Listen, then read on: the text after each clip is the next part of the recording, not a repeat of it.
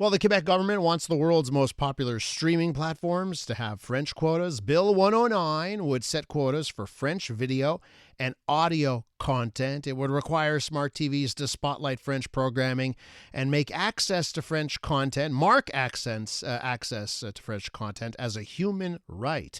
Apple, Netflix, Spotify, YouTube, all voicing their concerns on this bill that's before the National Assembly Committee studying it. Let's go to Alan Mendelsohn, a lawyer specializing in internet law and a lecturer in the Faculty of Law at McGill University. Alan, welcome to the program. Thanks, Elias. Thanks for having me on. Listen, I did a brief recap of the bill, but I actually want to know just exactly what this means. Like, our listeners, they go onto YouTube or they open up their Netflix. What truly does this law say about what's going to show up if this bill passes? Well, first of all, I should point out the bill actually has two parts of it. The first part is that the Quebec Charter of Rights and Freedoms is going to be amended to add a new right that every person has a right to discoverability and access to original French language cultural content. They're going to put that in the Charter of Rights and Freedoms, and people kind of forget about that part of it, but it's an important thing to note. The second part of the bill is the one you're talking about, is the big part in that it creates this new act that imposes a bunch of obligations on both online streaming platforms and, in fact, manufacturers of smart TVs where you can access those online platforms, requiring them to the easy way to put it is to promote French language content as opposed to their normal algorithms.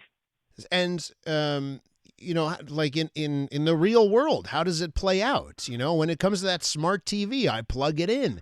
What will it show? How do they enforce it? How does that work? First of all, when you plug it in, you're going to see the actual interface of accessing Netflix or any other platform. You're going to see that interface in French by default.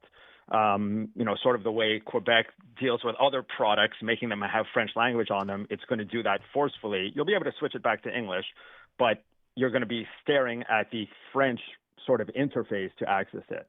Assuming you'll switch it back to English, then the programs that are going to be facing you will, I assume, in part be based on, your watching history, but also will be promoting French language content, sort of whether you like it or not, because that's the nature of the bill. It's to promote, quote unquote, discoverability, which means, well, if you want to make something discoverable, you put it right in front of the user so that they're going to click on it.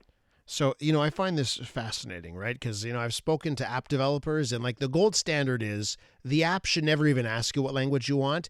It should just default to whatever language your operating system is in, right? So on your iPhone, if you're set up to English, your app should automatically go to English. They should not even ask you here. But what you're saying here is this bill says it does not matter what your operating system is already set up to. They have to default and show you their app in French. Correct. It says that straightforward. I mean, I'm staring at that provision right now in the bill. Okay. And that's just the way it's going to be. You can make a parallel to, you under the Charter of the French language, you look at a sign in Quebec now, well, it's in French.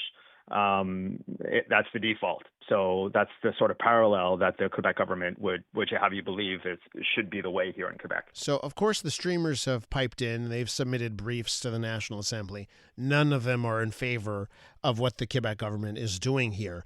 What do you say, when it comes to the law here, is what the Quebec government is doing? Is it legal?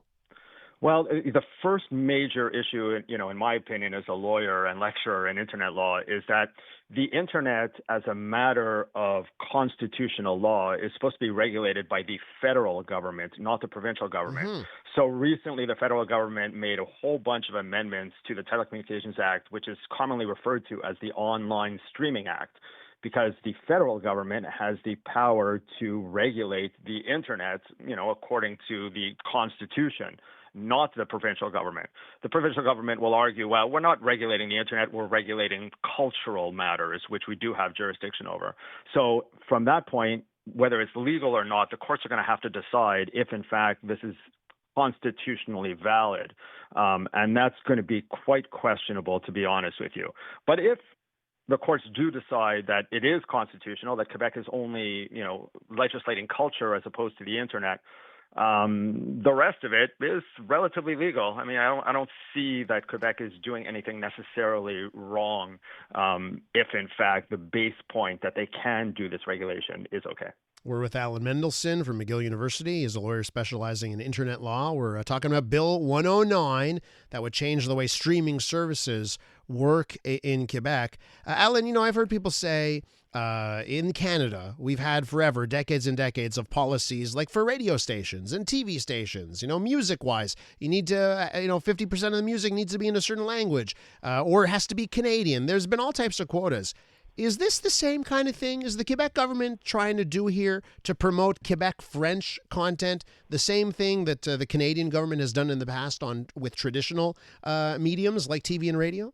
Well, put it this way, I would say it's related, but I would argue it's not the same. The traditional way of having quotas for Canadian content or language content or Indigenous content or whatever is to promote the production of those cultural elements by providing, tax breaks for Canadian productions and, requiring a certain amount, but by force feeding the viewer a certain amount, you have gone perhaps one step further than than what's been done in the past.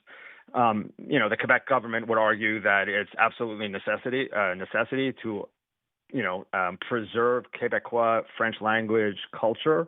And that they are losing the youth and this is what the minister has argued with respect to this bill, we're losing the youth. The youth are watching English programs on YouTube. They're not watching French programs.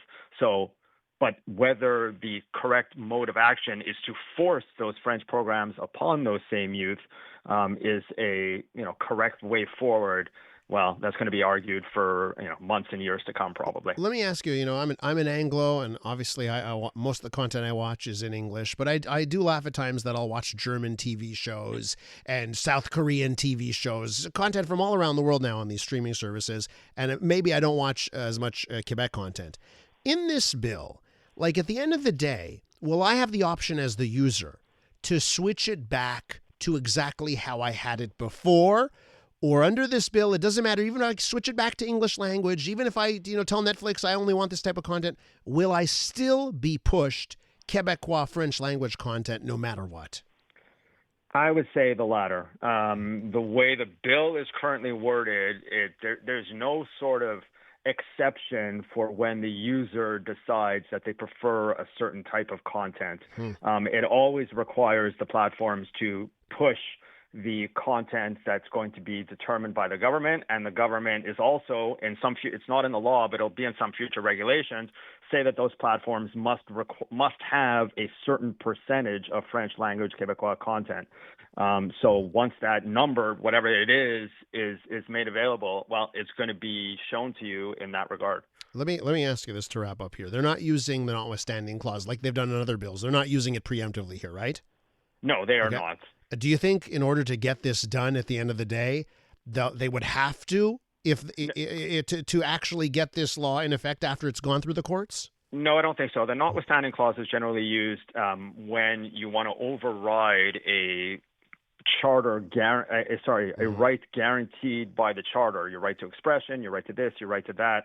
The constitutional question here is more of provincial or federal jurisdiction, to which the notwithstanding clause would not really apply. All right, Alan, listen, fascinating stuff. Thanks for coming on today.